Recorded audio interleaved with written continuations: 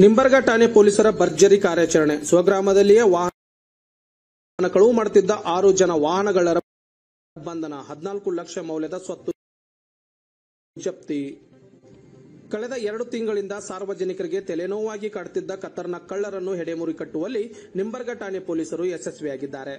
ಬುಸ್ನೂರ್ ಗ್ರಾಮದಲ್ಲಿ ದ್ವಿಚಕ್ರ ವಾಹನಗಳು, ಟ್ರ್ಯಾಕ್ಟರ್ಗಳನ್ನು ಕದ್ದು ತಲೆಮರೆಸಿಕೊಳ್ಳುತ್ತಿದ್ದ ಸ್ವಗ್ರಾಮದವರೇ ಆದ 6 ಜನ ಆರೋಪಿಗಳನ್ನು ಪೊಲೀಸರು ಬಂಧಿಸಿದ್ದಾರೆ.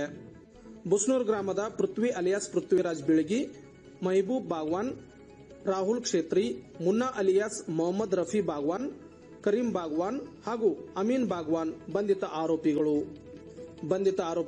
20 ರಿಂದ 25 ವರ್ಷ ವಯಸ್ಸಿನವರಾಗಿದ್ದಾರೆ. ಇನ್ನು ಬಂಧಿತ ಆರೋಪಿಗಳಿಂದ 10 ದ್ವಿಚಕ್ರ ವಾಹನ, 2 ಟ್ರ್ಯಾಕ್ಟರ್, 3 ಟ್ರ್ಯಾಕ್ಟರ್ ಟ್ರೈಲಿ ಸೇರಿದಂತೆ ಒಟ್ಟು ಅಂದಾಜು 14 ಲಕ್ಷ ಮೌಲ್ಯದ ಸ್ವತ್ತು ವಶಕ್ಕೆ ಪಡೆಯಲಾಗಿದೆ ಎಂದು ಪೊಲೀಸರು ತಿಳಿಸಿದ್ದಾರೆ.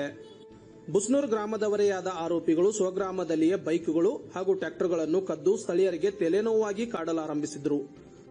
ಗ್ರಾಮದಲ್ಲಿ ಆರೋಪಿಗಳನ್ನು ಯಾರಾದರೂ ಎದುರು ಹಾಕಿಕೊಂಡರೆ ಅವರ ವಾಹನಗಳು ಅಥವಾ ಹೊಸ ವಾಹನಗಳು ಕಂಡರೆ ಅವುಗಳನ್ನು ಕಳವು ಮಾಡುತ್ತಿದ್ರು.